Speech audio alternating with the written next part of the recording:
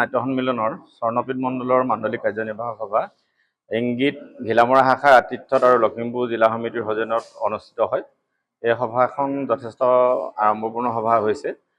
স্বৰ্ণপীঠ মণ্ডলৰ অন্তৰ্গত 6খন জিলা সমিতিয়ে ইয়াত অংশগ্ৰহণ কৰিলে আৰু আজি সভাতেই স্বৰ্ণপীঠ মণ্ডল সমিতিৰ এই উদ্যোগত অনুষ্ঠিত হ'ব লগা যি মাণ্ডলিক অধিৱেশন, এই অধিৱেশনৰ সম্পৰ্কত সিদ্ধান্ত গ্ৰহণ কৰা হয় আৰু অধিৱেশনখনি এই তামোল পাণৰ শৰাই আগবঢ়াই আনুষ্ঠানিকভাৱে আমন্ত্ৰণ জনায় দৰং জিলাৰ দৰং শাখাই। গতিকে এই অধিৱেশনখন ডিচেম্বৰ মাহৰ 24 আৰু 25 তাৰিখত মঙলদৈত অনুষ্ঠিত হ'ব। দৰং জিলাৰ মঙলদৈত অনুষ্ঠিত হ'ব। গতিকে এই অনুষ্ঠানত জিলা সমিতিসমূহে অংশগ্ৰহণ কৰি তেখেতসকলৰ যিখিনি সাংগঠনিক কাম কাজ আৰু নতুনকৈ যিসমূহ শাখা অন্তৰ্ভুক্ত হৈছে অসম নাট্য সন্মিলনৰ মজিয়াত তাৰ তালিকা দাখিল কৰিছে।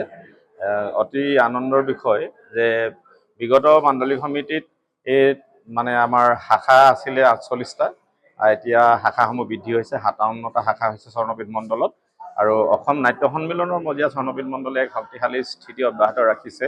আজি সভাত আন কেইটামান গুৰুত্বপূৰ্ণ সিদ্ধান্তৰ ভিতৰত নৱেম্বৰ মাহৰ ভিতৰত আমাৰ জিলা সমিতিসমূহৰ যি অধিৱেশন, সেই অধিৱেশনসমূহ শেষ হ'ব আৰু জিলা সমিতি অধিৱেশনৰ আগতে আমাৰ শাখা সমিতিৰ অধিৱেশনসমূহ শেষ হ'ব। ইয়াৰ কাৰণে আমাৰ আজি মাণ্ডলিক সমিতিৰ বৈঠকে সিদ্ধান্ত গ্ৰহণ কৰিছে।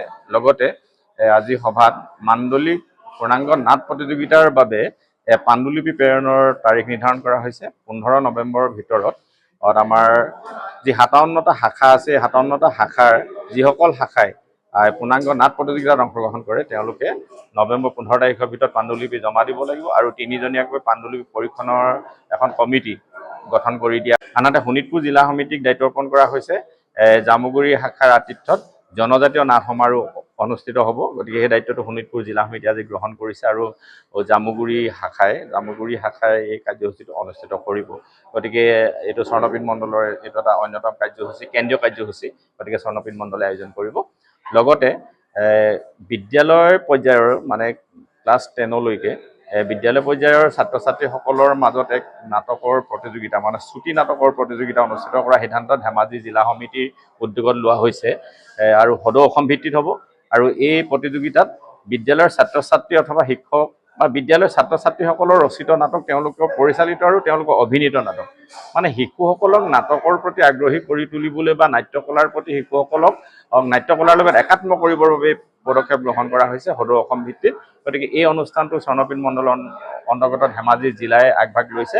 গতিকে আমি এই কাৰ্যসূচীত অংশগ্ৰহণ কৰিবলৈ আজি এই মজিয়াৰ তৰফৰ পৰাই সদৌ অসম আমাৰ শিশুসকলক লৈ যিসকলে নাটকৰ কাম কৰি আছে তেখেতসকলক। অসমবাসী তথা ডিমৰীয়াবাসীৰ বাবে সুখবৰ। কামৰূপ মহানগৰ জিলাৰ সোণাপুৰত স্থাপন ডিমছ হাস্পতাল এণ্ড নাৰ্ছিং হোম। উপলব্ধ বিভাগসমূহ general medicine, gynaecology, general and laparoscopic surgery, orthopaedic surgery, paediatrics and neonatology, palliative medicine, pain clinic, dermatology, ENT, urology, দুৰ্ঘটনা আৰু জৰুৰীকালীন সেৱাৰ বাবে 24 ঘণ্টাই উপলব্ধ ডিমছ হাস্পতাল এণ্ড নাৰ্ছিং হোম। অত্যাধুনিক সা সুবিধাৰে পৰিপূৰ্ণ ডিমছ হাস্পতাল এণ্ড নাৰ্ছিং হোমত উপলব্ধ digital x-ray, 24 hours pathology, ECG, PAC clinic, 24 hours RMO doctors. ঠিকনা বৰঘাট, সোণাপুৰ, কামৰূপ মহানগৰ জিলা। যোগাযোগৰ নম্বৰ 8009040080।